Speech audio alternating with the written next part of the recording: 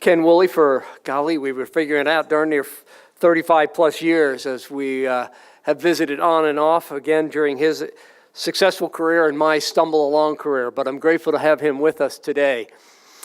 Kenneth M. Woolley currently serves as the chairman of Extra Space Storage, Inc., a New York Stock Exchange listed REIT.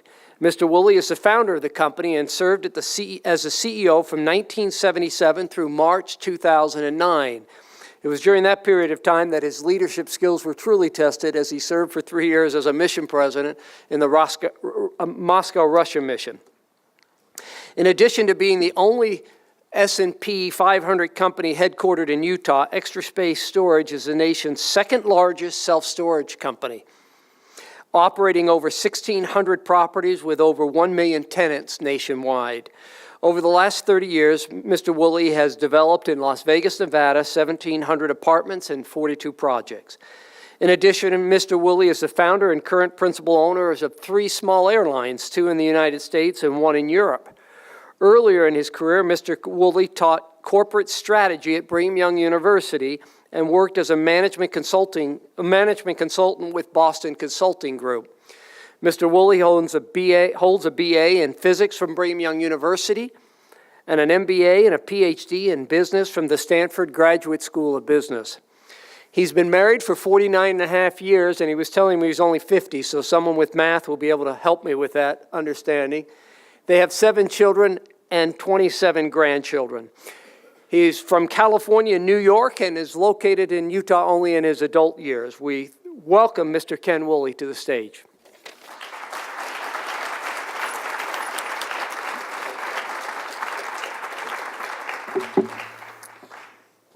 Thank you, Tom. Can everybody hear me?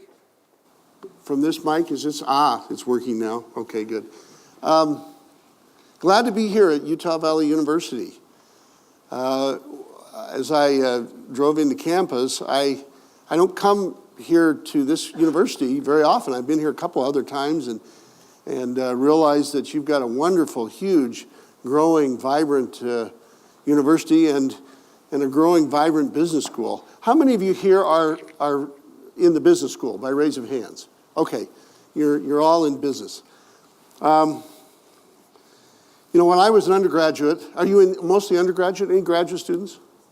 Mostly undergraduate. Okay, I thought I wanted to be a physicist, and I was at BYU. I had been raised in New York and California, in the Bay Area in California, and went to high school there. Came to BYU, having never been to Utah before, and I loved it. I loved the skiing.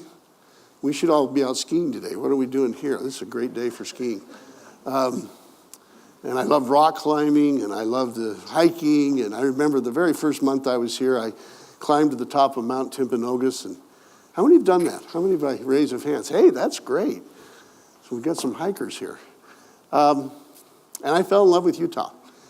I thought I was going to be a scientist, but I met a young woman from South Pasadena, California, and I had a father who was a businessman, and they both convinced me that I had to go into business, and hence I ended up at business school.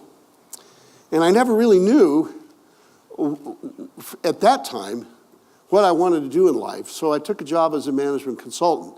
And management consultants are a great way for people out of business to kind of transition between academic and the real business world, because as a consultant, you're advising people, you're analyzing things, you're studying it, but you're not making the decisions, you're not actually doing it.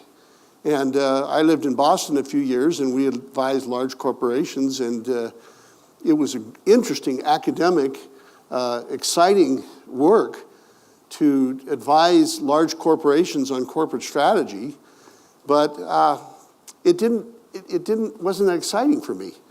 So one day, my college roommate from BYU, who was from a town called Cody, Wyoming, a little town of 10,000 people up in the northern part of Wyoming, called me and said, hey, we have a family company. Would you like to come to work at our company? And he convinced me to move from Boston to Cody, Wyoming.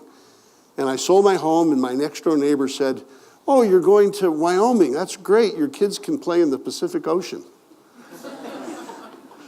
that shows you the geographical challenges of people who live in the East, you know.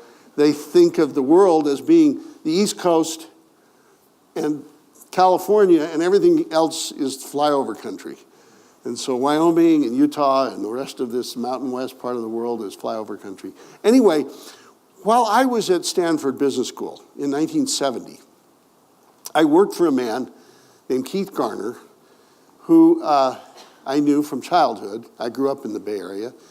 And he was building a self-storage. In those days, they called it mini warehouse. And I worked for him as an intern in his office and helped him build this little project in the Bay Area. And when I was in Boston, I noticed there was no self-storage at all. Why wouldn't people need to store things in Boston? So when I moved to Wyoming, I talked to my boss, and they had a number of small businesses, and I said to them, why don't we get in this self-storage business? This is 1973. It's a long time ago, 45 years ago. And they said, well, you've been a consultant, why don't you do a study? So that's what consultants do, they do studies. So I decided to do a study of the industry. And in 1973, I went to Los Angeles, and I visited every self-storage property in Los Angeles. There were 26 of them. And I went to Phoenix, and I went to Dallas and Austin and Houston and studied the business and saw it was a burgeoning young business. But I got sidetracked in my job, and they put me in charge of being a CEO of a small manufacturing business, which I did for several years. Finally, though, I talked my boss into building a self-storage. I'm going to click on, and this is our first self-storage property built in Billings, Montana, 1977. If you compare the looks of that with the looks of that, you can see it's a little different, right? And here in Utah, when I first came here in 1979 or 80, people called the storage business storage sheds. It was like you're in the chicken coop business, right? So we were chicken, and that's more looks, you know, this property here looks like a chicken coop business, right? Here's me in 1979, 40 years ago, standing in one of my storage units. Here's our first extra space storage. When we changed the name, I moved to Utah in 1979, became a professor at BYU, and our first property is located not too far from here. It's at the intersection of the freeway, I-15, and Center Street, on the southwest corner of the intersection. And that's the property, how it looked in 1979. So that's the beginning of our company called Extra Space Storage. I had no idea of what it could become. I was a professor at BYU. I was doing this on the side. I wanted to be an entrepreneur, but I needed a job. One of the big problems with becoming an entrepreneur is how you transition between working and making a salary and earning something out of being an entrepreneur. And I know that many of you are interested in this, so I'm going to divert this for a minute. I did switch from being a salaried employee. I went to work for Boston Consulting Group. I then went to work for a company in Wyoming for 5.5 years. Had a good salary, a good benefits, but I had no equity. I came to work at BYU as a professor at a 2/3 salary cut from what I earned in Wyoming. Why? Because I made a deal with the dean. I'd get some time off to do some entrepreneurial things. But when you have a family, my 5th child was born in 1979, and I had a wife and kids and obligations and mortgage, and how do you break from that to becoming an entrepreneur? Let's talk about that for a minute, and then we'll go along with my own story. Many of you want to be entrepreneurs. Some of you don't. But those of you who do, let me tell you the pros and cons and some of the difficulties.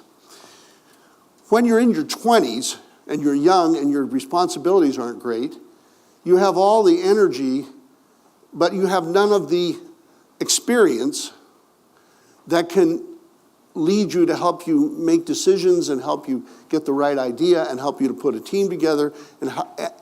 And that lack of experience can often lead to failure because you just screw up because you don't know what you're doing. Therefore, in my case, I had been CEO of a small manufacturing firm. That's small. We had 160 employees, and we had revenues of $20 million, and it was a real business, and I had run a business before I started being an entrepreneur. Secondly, when you're younger, it's harder to attract capital. If you're starting a business, you almost always need to attract capital.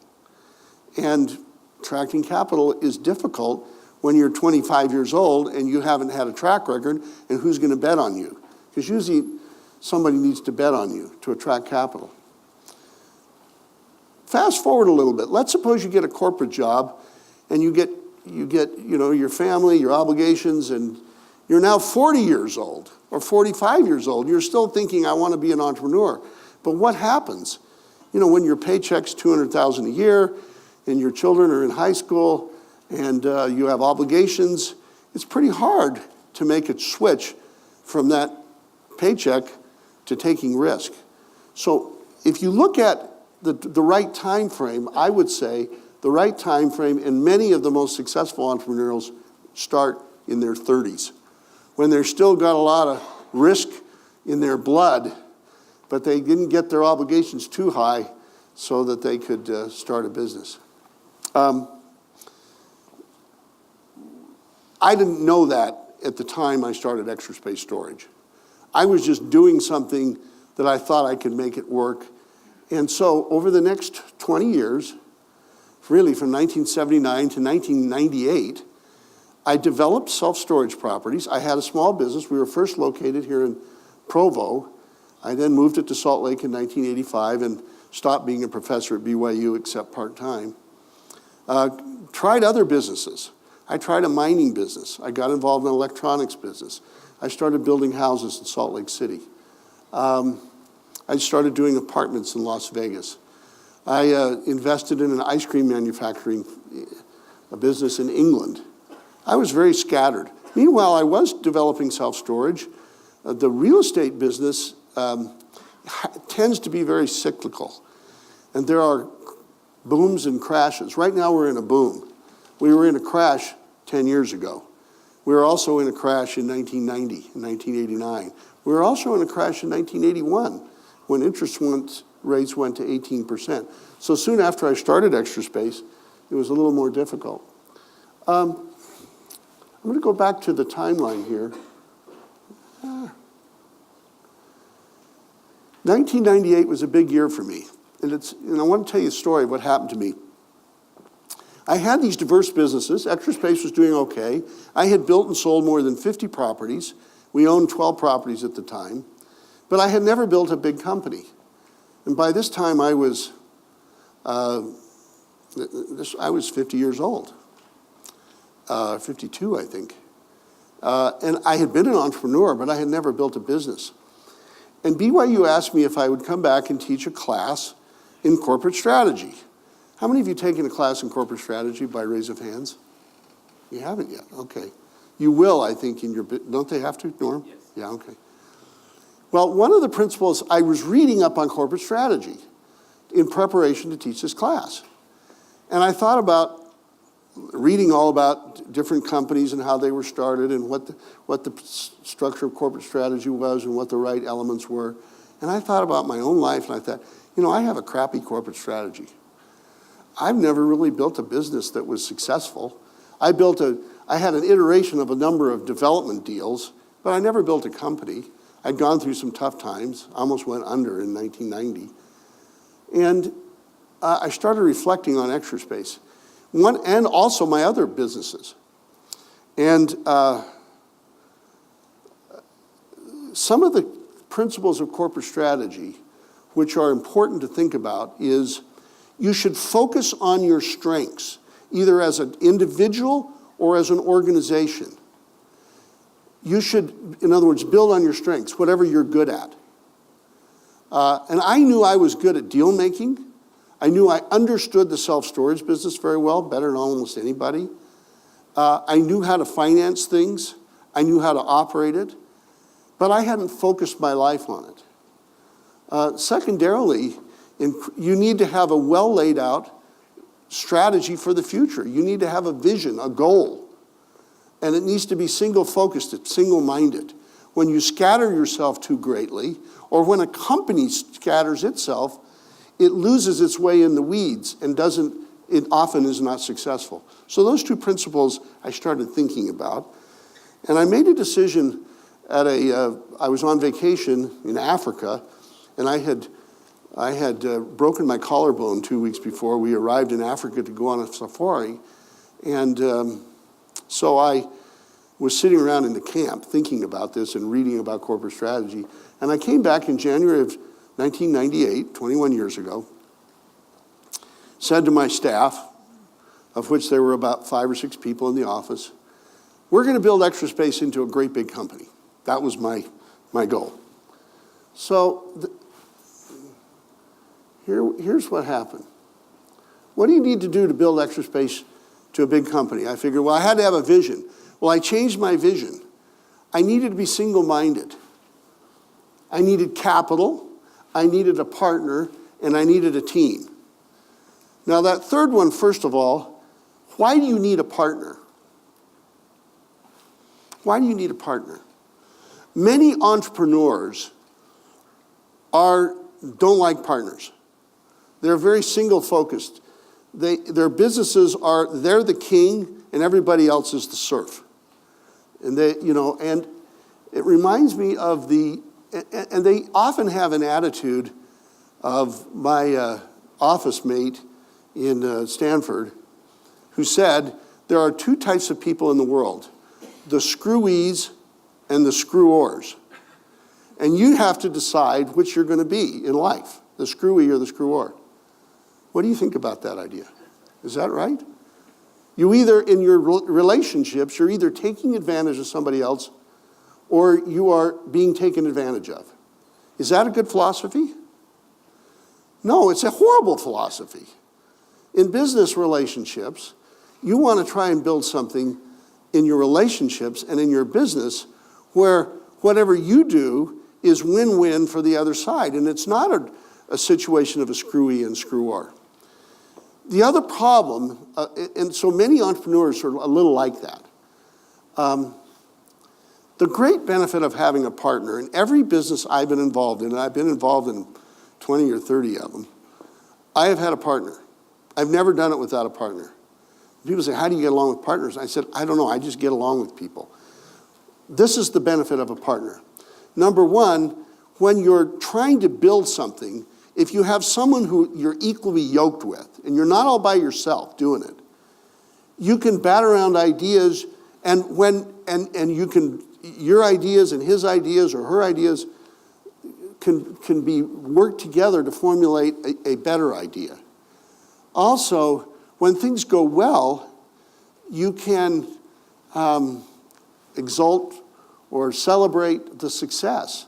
But when things go badly, you can also work together on the problem rather than taking it all by yourself. And I realized that I needed a partner in Extra Space. I didn't have one, really. So I thought about, who can I find to be a partner? Well, I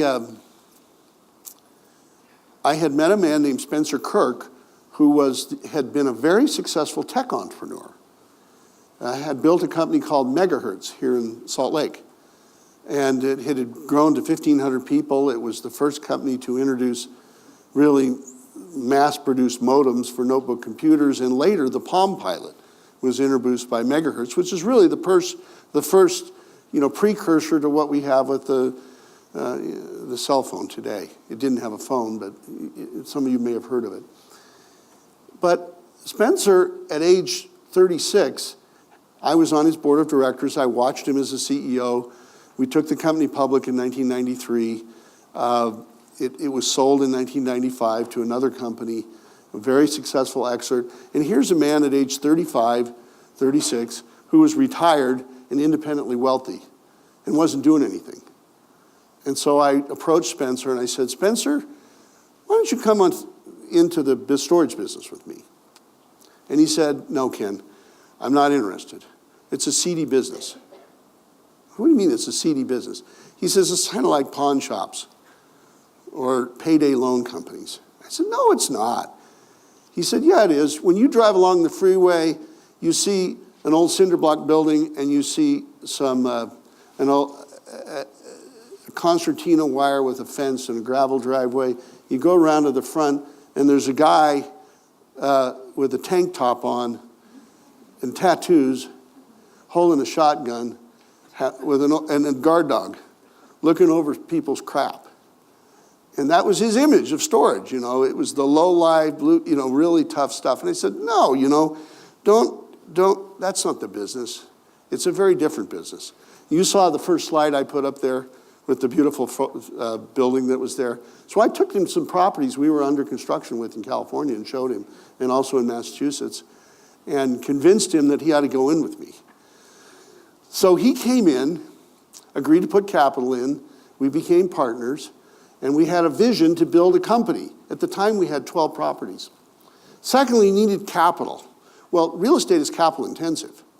And so we soft circled $50 million to go out and raise. And I hired a small investment banking firm. I'm here in Utah. It's hard to raise capital in Utah. And the investment banking firm was located in San Francisco. And they put me in front of 21 companies, different investment groups. And we received a proposal from Prudential Real Estate Investors, an arm of Prudential Insurance Company, to invest up to $150 million in a joint venture. This was after many meetings and many other proposals, and we finally inked a deal with them in October of 1998, and we took all the properties we had, we merged them into one entity in a joint venture with Prudential. They put up about 60, 70 million at the time, and agreed to continue to capitalize our growth with up to 150 million. We also needed a team. And since I was a deal maker, my partner was a team builder. And that's why I needed a partner, because I knew that I wasn't so good at building teams. So we built a team. And we hired a new CFO, a new VP of marketing, a new VP of IT, accounting, human resources, development, and acquisitions, all new executives. Well, when you have a small company and you hire all these executives, all of them high-powered, we gave them stock immediately. We gave them equity right away because we figured we want everybody to be motivated.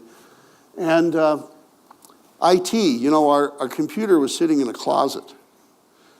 And we hired a high-powered IT guy, and this is 1998 or early 99. We decided to build, we need an IT platform. This is before the internet was very ubiquitous, really. And we had to we developed our own IT system so that we could monitor all the rents and all the transactions of all the properties instantaneously in our computers, which hadn't been done before. And we stuck satellite dishes on the tops of all the properties all around the country. By this time, you know, we were growing very rapidly. We got up to 20, 30, 40, 50, 60 properties all over the U.S. And we became the leader in technology. Today, we are the leader in technology. We had to automate our accounting. We had to have good human resources. And we had to set a vision. So this was our new goals that we set in 1998. Maximize customer satisfaction. In any business, the customer's king. So you always need to do that. Secondly, provide an excellent product and an excellent service. Third, develop and maintain mutually beneficial business relationships. What does that mean? That means the opposite of the strategy of screwy and screw-or, right? It's when you're making a transaction with anybody in any relationship, it needs to be win-win. And that can be true in banking relationships, in employee relationships, for example, if you're hiring a vendor to sell something to you and you don't pay them because you want to take advantage of their credit, that's wrong. And if you want to have a proper beneficial business relationship, you pay them and you treat them well. Particularly as you become a bigger company, and we are a big company today. If you take advantage of the little guy, it's not right. And even though you might be able to do it legally, it's morally wrong. And so one of the philosophies of our business is to treat other people well. We buy a lot of properties. You'll see the acquisition pipeline here. In buying properties, once we strike a deal verbally, we don't retrade. I've seen a lot of companies, large companies, who will, make a deal to buy a property for $10 million and come to the closing table, a week before and say, oh, I'm sorry, we can't pay you $10 million, you only get 9.7. And the guy selling is in an awkward spot because he's already counted the money he's gotten, and he capitulates, and you get a little $300,000 discount. That's wrong, and we don't do that. Other companies in our business do that, and you have to watch out. But we have gained a reputation for always doing what we say we do. And in your own business life, if you can always have a reputation for sticking by what you said you would do and not retrading or not changing, even if the documents say something different, keep it up, because integrity is really important. Make a profit. Why is it important to make a profit? It's important to make a profit because you can't sustain a business without making a profit. You can make a loss for a little time, and Extra Space did, and we financed it, but we could see the path to profitability. We knew we would get there. Tom mentioned that I involved in the airline business, and I am. And I have 2 airlines here in the U.S. that I own major interest in. One of them, we took out of bankruptcy in 2012, and it was very unprofitable. Today, it's very profitable. But we saw the ability to get it from losses to profit. The other one is not profitable, but we see now we have enough business, we've invested enough that we're going to make it profitable. But in the long run, you can't run a business unless it's profitable. You should grow. Why do you have to grow a business? What's wrong? Why don't you just own one self-storage, have it provide your cash flow, or have some rental properties and then sit back and enjoy yourself? When I built my first property in Billings, Montana, I didn't have a vision of building Extra Space. I thought to myself, wow, I'll have this cash flow, my partner and I will make it, and I'm going to get a free cash flow of $6,000 a month, and I won't have to work anymore. Is that a good idea? No. You can't build an organization. You cannot build excitement. You can't have fun unless you're growing. Contracting is like the worst thing. Can you imagine working for GE right now? You know what's been happening at GE, right? The stock has gone from 60 to 8. Like $500 billion of market value has declined because GE has been shrinking. What a horrible thing to say. You wouldn't want to be involved in that company, would you? You want to be involved in something that's growing, and so growth is important. And finally, make Extra Space Storage a great place to work. Have it be fun. One of the things that we're very proud of is there's an organization called Glassdoor, and out of 700,000 companies, Extra Space's Glassdoor rating is number 70 out of 700,000 as a great place to work because of the way we deal with our employees. And so we've reached that goal, which has been good. But we set these goals out, Spencer and I did, in 1998, and we've achieved them because we had a vision that that's what we wanted to do. Here's what it looks like today, some of our properties. Today, our company is 1,647 properties, 882 are wholly owned, 229 are joint venture, and 536 are managed. So a little like Marriott Corporation, we don't franchise, but we manage other people's properties. So if you drive around the country and you see an Extra Space, we may own it or we may not own it, but our management business is a big thing. This is where we're located today, all over the country. We're in 39 states.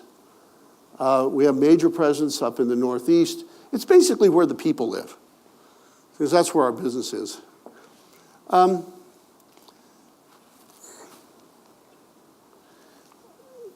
told you a little about the Prudential thing. Now I'm going to tell you this other little story that happened. In the pre-1998 days, when I was sort of by myself, developing and selling and developing and selling, I was building properties in Boston area and selling them to a much larger company called Public Storage. Today, Public Storage is our biggest competitor. They're number one, we're number two. And the deal I would make with Public Storage was I would sell them a property.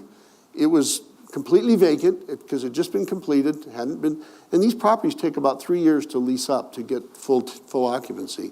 And I would guarantee them the income as if it was full for the 3-year lease-up period. And we would set aside cash in an escrow account to pay that lease-up negative, so they would have an even cash flow. But I personally guaranteed it. Well, this property we built in Springfield, Mass. In 1998 didn't lease very fast because there was a huge recession that occurred in 89, 90, and 91 when unemployment went to 13% in Springfield. And it didn't lease so well. At the end of the 3-year period, I owed Public Storage $275,000 out of this lease guarantee.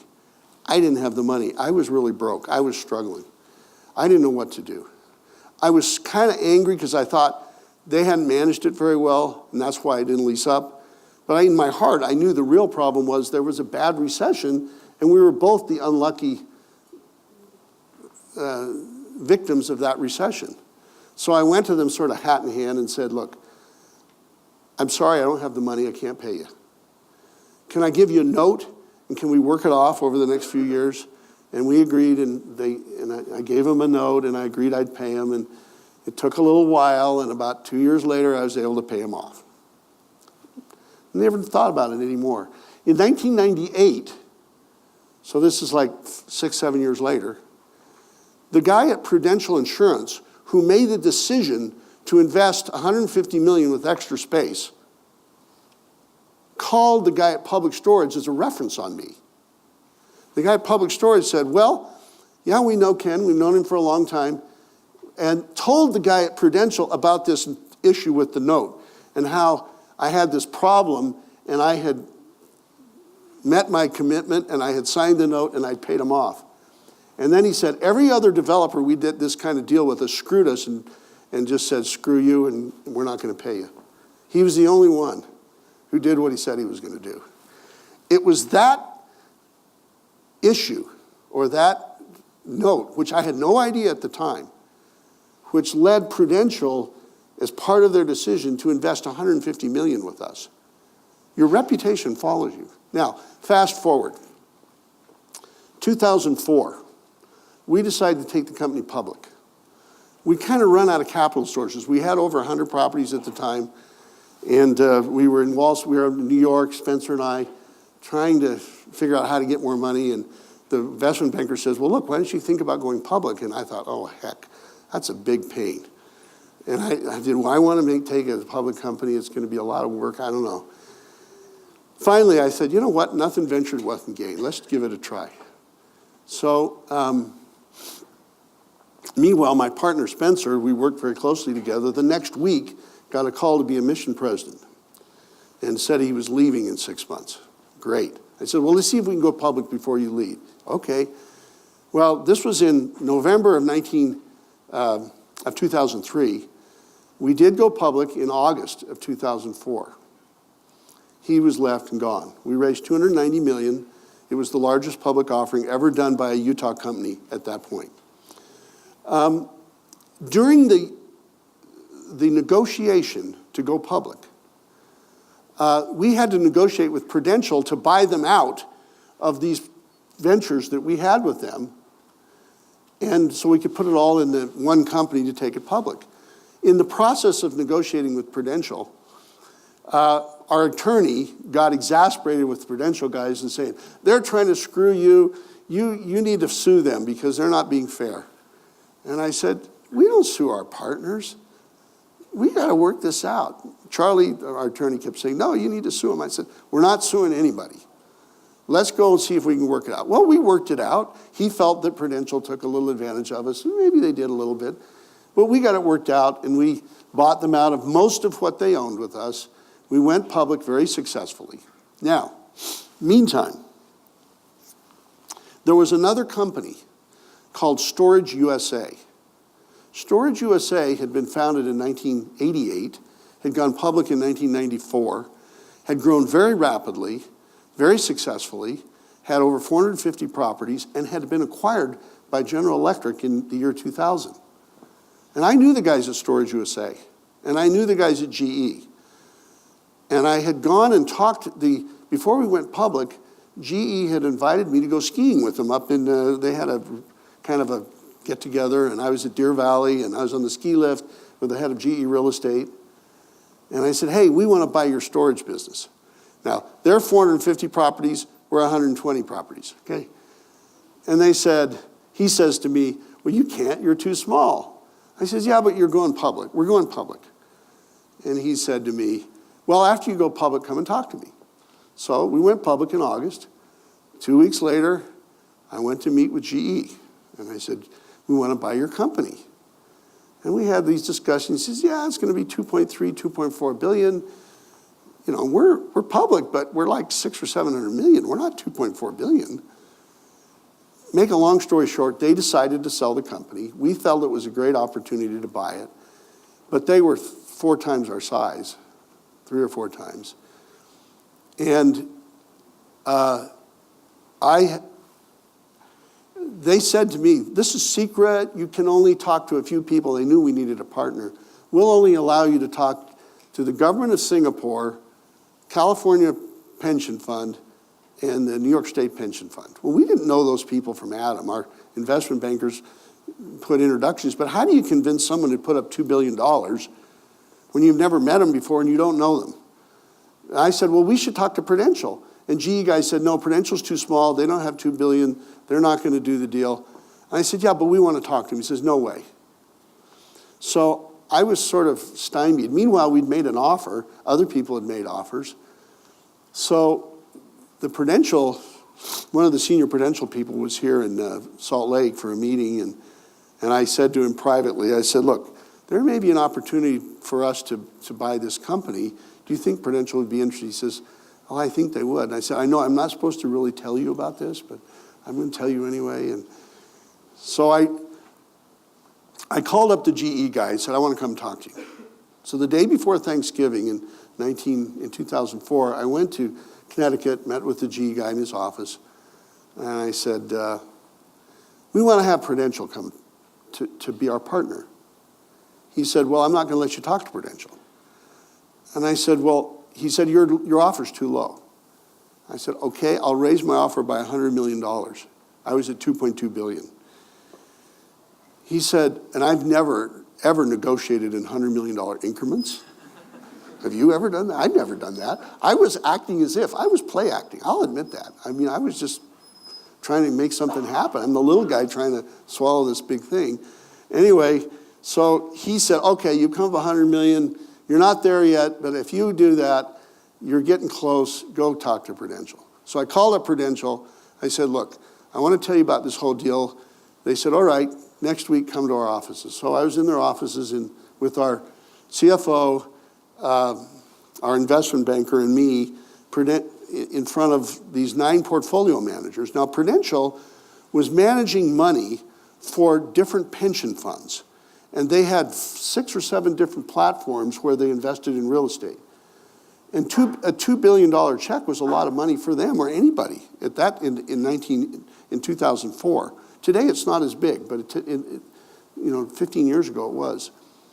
So they went around the room to the different funds, and one guy says, I'll take $700 million. Another guy says, I'll take $500 million.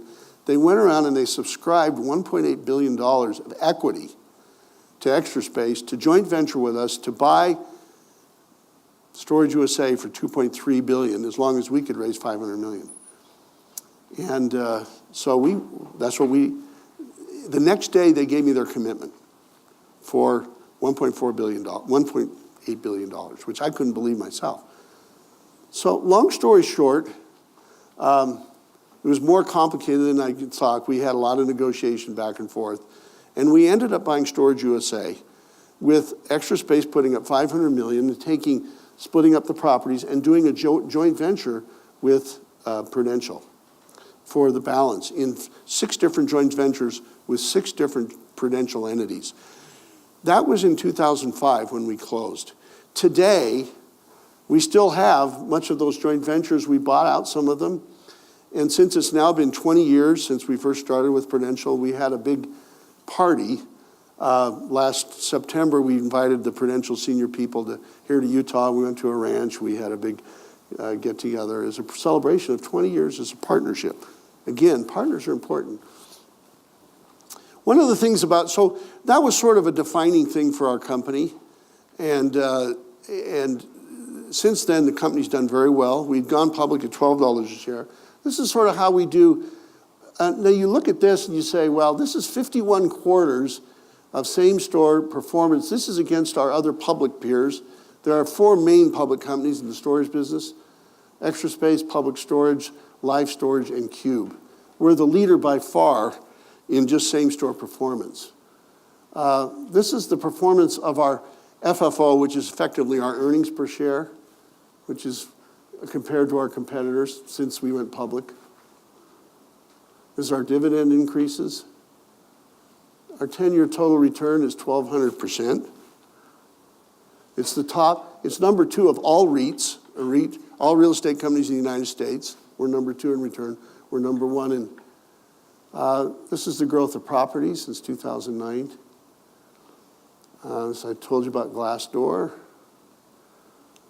This is the percent of people in the U.S. using self-storage. Look at that, how that's grown. People storing stuff. There's no real upward momentum. I mean, we're at 8, 9% today. Who's to say it won't be 15? This is how big the business is today. Extra Space is 5.2% of the total business. It's a huge business. All over the country, there's 55,000 storage properties all over the United States. This is our technology platform. We're the leader in the technology space. We spend about $30 million a year with Google on advertising. We have 970,000 calls to our call center. Annual websites visit 39 million website visitors. It's huge. We have over 900. I think it's about 1 million customers today. Every month we rent and re-rent about 60,000 customers. Let's see. This is our acquisition pipeline. Since 2012, you can see how much money we've been spending acquiring things. Our big year recently was 2015 when we bought another company for $1.3 billion. Today, by market value, Extra Space is the largest company headquartered in Utah by market value. Our market value is about $13 billion. The next biggest company would be Zions Bank at around $8 billion, I think, and Huntsman Company. So these other companies that you hear, Omniture and Instructure, and these companies are nowhere near in terms of market value and size. We do a lot of rebranding stores and re-imaging. Here's a store in Alexandria, Virginia. That's the after. That's the before. That's the after. There's one in New York City. This is in the Bronx. That's the after. We do a lot of site expansions, put new stores. We're buying a lot of new properties. These are some of the newer properties we've been purchasing.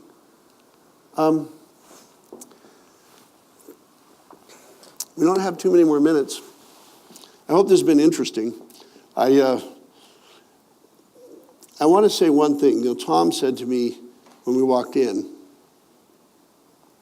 people are more interested in your failures than your successes. So I want to tell you just a couple of failures. I'm also developing apartments. I recently had this great idea of developing an apartment in Minot, North Dakota because of the oil boom up there. I developed an apartment that cost $40 million, and now it's worth $31 million. And I'd say that's a failure. I've started an airline in 2003, and it went bankrupt in 2008. So that was a failure.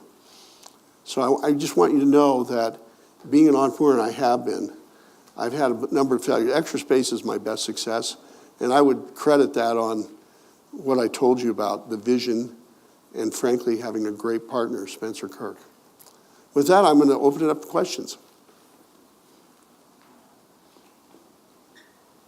Up in the back, yep.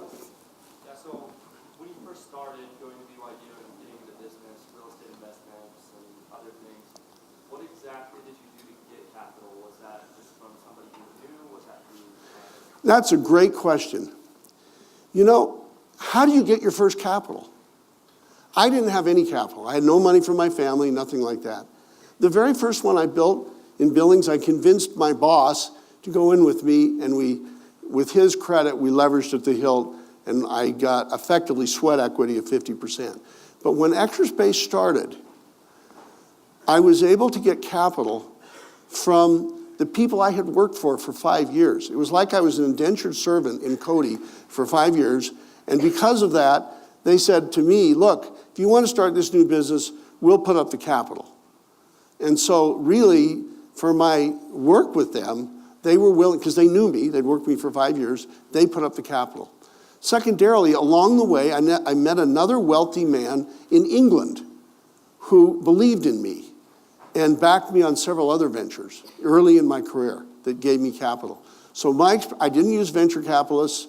They're really hard to use, and particularly small, new startups are very hard. You need family and friends. And so, in a sense, you need to figure out how to get people who have money willing to back you. And they're generally going to be older than you, and they're more successful than you. And you need to find them. Hope that answers that. I was very fortunate. Yes? I was just wondering, I'm 26 years old, and I think a great question that I always learn a lot from is asking people like you who are really successful, what would you tell the 26-year-old version of yourself? Okay. What I'd tell a 26-year-old version of myself is get a good job, look for ideas that you can build a new business if you want to be an entrepreneur. I'm assuming you want to be an entrepreneur, not just get a job. And look for capital, ideas. But don't be too quick about it. You don't have to start it when you're 26. You need to get some stability in your life and also experience. It's much better to get experience on somebody else's dime, working for them, than it is making your mistakes starting out. So that would be my recommendation. That's kind of simplistic, but it's in the back, yeah. What gave you the confidence to switch from an industry you were familiar with, like real estate, to something a lot different, like the airline industry? I'm an idiot. You know what? You may know that an airline called JetBlue was founded by a Utah entrepreneur named David Neeleman. David Neeleman was my next door neighbor. And I was very enthusiastic after he sold his first airline called Morris Air to Southwest, and he convinced me to invest in JetBlue in 1998, and I invested $1 million, and it became worth a lot of money. And so that got me interested. And so other people got me involved, and then I became sort of an entrepreneur in it. And so, anyway, sometimes I wish, I'm selling one airline right now. It's in the final stages toward closing. It'll be closing. It'll be a very nice return, but I probably should have stuck with real estate, frankly. My core competence, really. Excuse me. Just kind of going along that question, you mentioned having like a single focus to build like your business. I feel like as an entrepreneur, I kind of, and it seems like other entrepreneurs too, they're always seeing opportunities, right? And I guess how do you focus on one business and know when it's important? Okay, you're speaking to the core of what I know is wrong with me. I'm always seeing all these different things, and I'm wanting to jump instead of focusing my energies. My partner, Spence Kirk, was the opposite. He said, look, we're going to do this. Let's focus on it. Let's do it. Excuse me.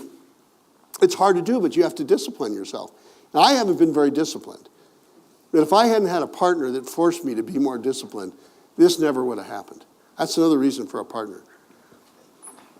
Can we just Okay. give you a thank you? All right. Thank you, Tom. You need a drink, it sounds like. You need a What's drink? that? You need a drink. We have a small gift for you.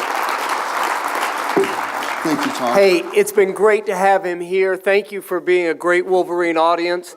We do have room for one or two more at lunch, so if you'd like to see Haley at the back and see if there's still a spot. But again, thank Dr. Woolley for coming and speaking with us today.